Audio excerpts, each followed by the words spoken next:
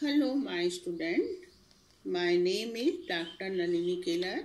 My channel name is Sociology Lecture. आज का जो विषय है उसे हम C.S. कूले के लुकिंग ग्लास थ्योरी के आधार पर समझने की कोशिश करेंगे, जिसका अर्थ होता है हिंदी में सामाजिक आईना। यदि आपको मेरा वीडियो अच्छा लगता है तो आप उसे लाइक कीजिए, शेयर कीजिए, बेल आइकन को दबा दीजिए ताकि मेरा अगला वीडियो जब आए तो आपको उसकी जानकारी हो जाए, और सब्सक्राइब करना ना भूलें।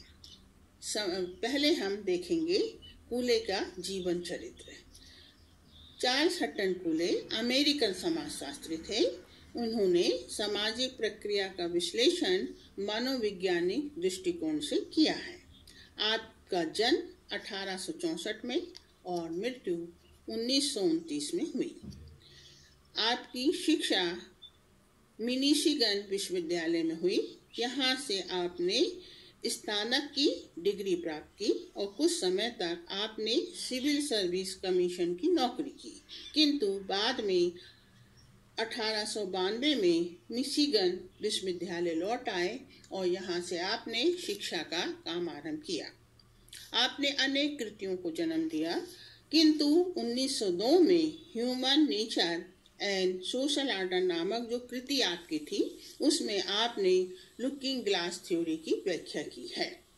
तो हम सब जहाँ ये देखेंगे कि आपकी जो कृतियाँ हैं उनमें मुख्य जो कृति है वो ऑर्गेनिक यूनिटी ऑफ सोसाइटी, समाज में सार्वजनिक एकता को दिया जाता है। इसी को आधार बनाकर उन्होंने लुकिंग ग्लास मीन्स सेल्फ अर्थात आत्म, या जिसे हम व्यक्तित्व कह सकते हैं, कि सिद्धांत का प्रतिपादन किया।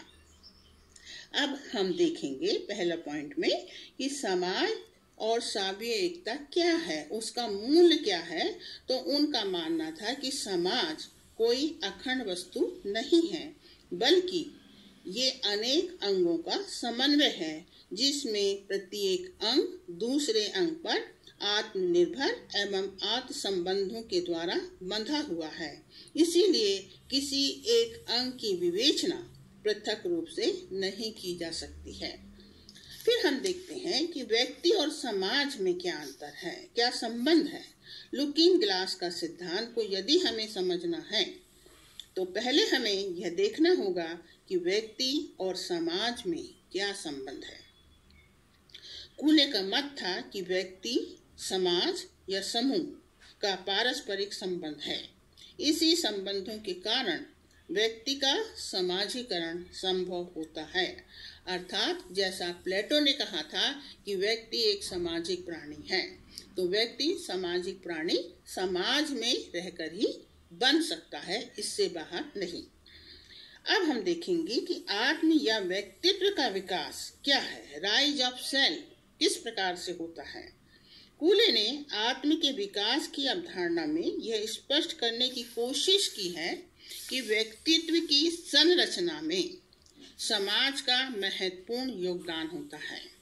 कि एक व्यक्ति का व्यक्तित्व कैसा होगा वो उसके पर्यावरण पर और उसके समाज पर ही निर्भर करता है, क्योंकि समाज वह आईना है जो आत्म को दुनिया दिखाता है। सामाजिक आईने के अंतर्गत ही व्यक्ति के व्यक्तित्व का क्या होता है, विकास होता है। व्यक्ति समझ पाता है कि वह क्या है, उसका व्यक्तित्व क्या है, वह कौन है। यह केवल उसे समाज ही में रहकर देखना पड़ता है। यह एक मनोवैज्ञानिक तथ्य है। जब व्यक्ति अन्य व्यक्तियों के संपर्क में आता है तब उसे इस बात का ज्ञान होता है कि समाज के आईने में अर्थात लुकिंग ग्लास में उसका क्या स्थान है, वह क्या कौन है, वह कैसा है। इसका ज्ञान उसे सामाजिक आईने में ही पता चलता है। तो इस तरह हम देखते हैं कि कोई भी व्यक्ति जब दूसरों के संपर्क में आता है तो उसे अनेक प्रकार के अनुभव, आदतें, मनोभाव एवं विश्वासों तथा विचारों का जानकारी प्राप्त होती है। उससे वो परिचित होता है। यदि वह अन्य व्यक्तियों के संपर्क में न आए तो उसे अपने स्व आत्म उसका व्यक्तित्व क्या है के बारे में ज्ञान नहीं हो सकता है, कि वो क्या है, उसकी क्या स्थिति समाज में है, उसका ज्ञान उसे नहीं हो सकता है। जब वह दूसरों के संपर्क में आता है तो उसे अनेक प्रकार के अनुभव होते हैं। तो व्यक्ति केवल समाज में रहकर ही अपने आत्म को क्या होता है समझ पाता है।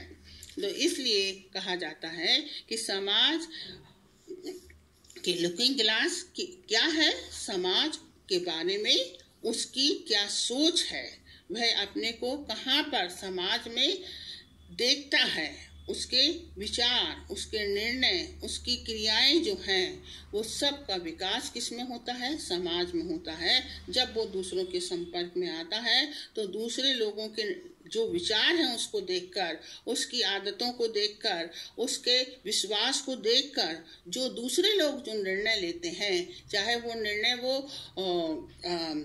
बॉडी लैंग्वेज में व्यक्त करें या वो उसको सीधे उसके वार्तालाप के द्वारा स्पष्ट कर दें, और इस प्रकार से विचार, दूसरों के विचार, दूसरों के निर्णय ही व्यक्ति के आत्म का निर्धारण करते हैं।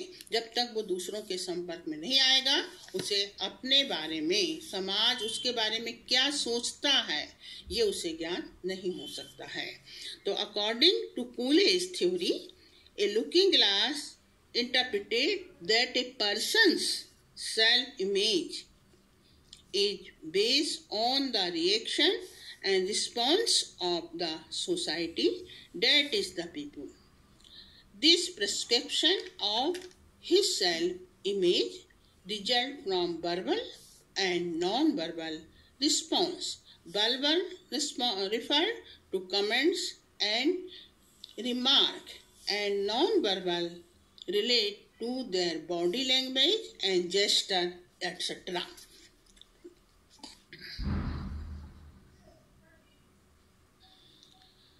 According to Cooley, a person is more influenced and savage always by the reactions of the people around him.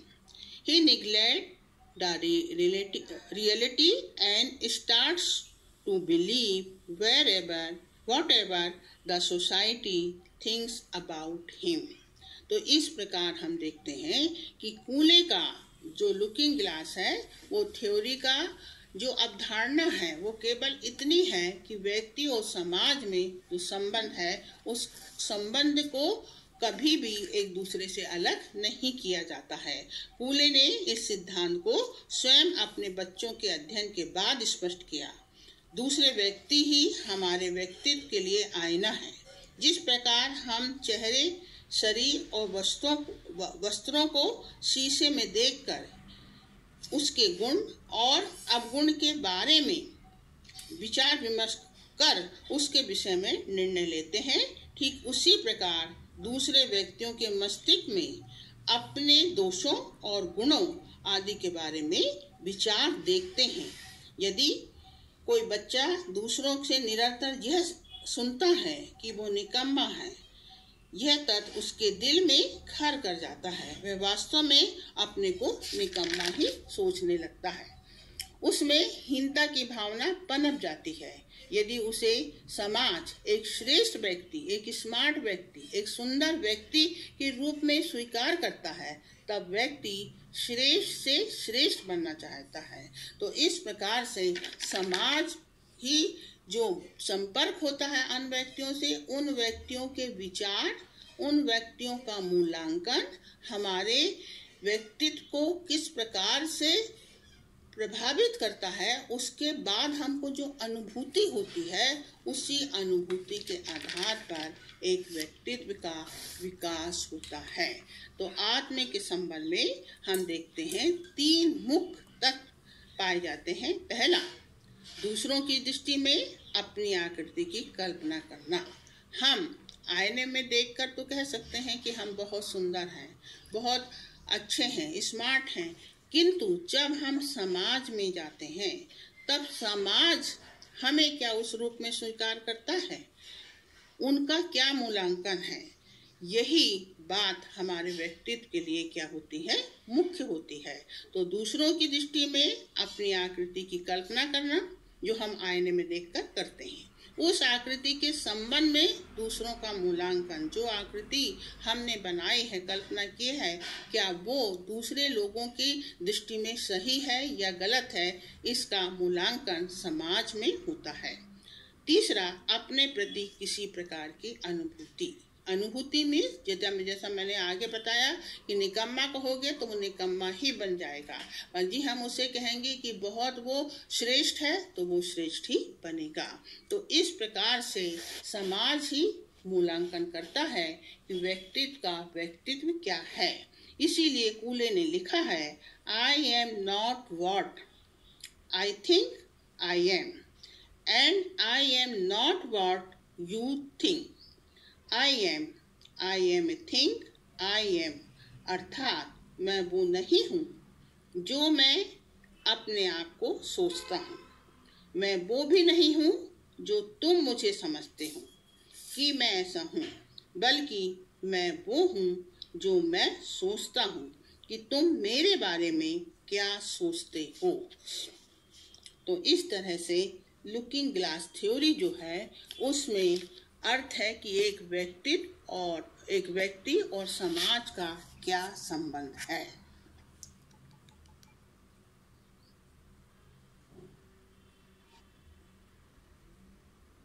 मैंने नोट्स डाल दिए हैं जिसकी लिंक आपको मिल जाएगी गूगल ड्राइव में।